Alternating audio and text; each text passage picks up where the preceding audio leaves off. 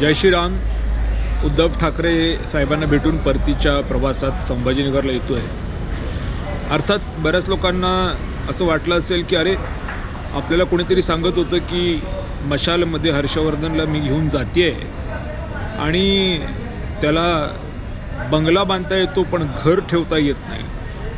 म्हणजे दोन्ही बाजूनी म्हणजे मी सगळं करते पण तो मात्र बाराचा आहे. हे जे संजना दानवेंचं वाक्य आहे हेच वाक्य या बाईंचं पण आहे. त्या बाई आज तरी फेल झाल्या, कारण चर्चा जी झाली त्या चर्चेमध्ये स्पष्टपणाने वैद्यकीय स्थिती माझी आणि माननीय उद्धव ठाकरेजींची आणि त्याचबरोबर सगळ्यात महत्त्वाचं म्हणजे जे जागतिक अर्थकारण बिघडलं आहे त्याच्यावरची चर्चा.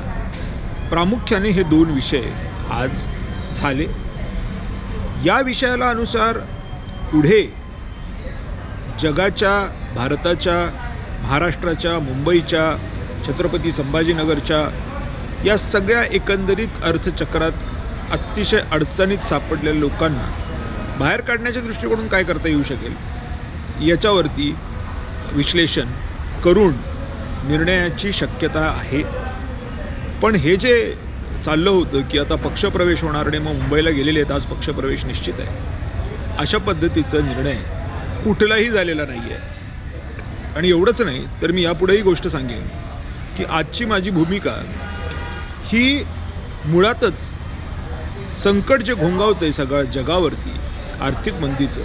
आज शिक्षक संपावर आहेत, काही शिक्षकांनी मोर्चे काढलेले आहेत, अनेक लोकांचे पगार आहेत जे बंद पडलेत, शेतकरी हवालदिल आहे, लाडक्या बहिणी योजनेमध्ये मोठ्या प्रमाणावर तफावत आहे, बाजार बुडालेले आहेत, IT क्षेत्रातल्या नोकऱ्या कमी झालेल्या आहेत, मॅन्युफॅक्चरिंग सेक्टरमधल्या नोकऱ्या कमी झालेल्या आहेत, लहान लहान मुलं जी शाळेतून बाहेर पडतात त्यांचं आपण करायचं काय असा प्रश्न पडतो आहे आजकाल मनाला. कारण जे आज सध्या 20, 25, 30ली आहेत त्यांनाच हाताला काम नाही, तर या बारक्या पोरांचं कसं होणार. म्हणून ह्या सगळ्या विषयाला अनुसार, या विषयाला अनुसंगूनच आज धोरण निश्चिती करण्याची आवश्यकता आहे.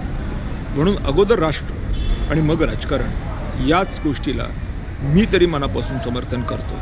अर्थात त्याच्यावरती निर्णय पुन्हा एकदा मी सांगतो, प्रभू श्रीरामच घेतील, माझी लायकी नाही.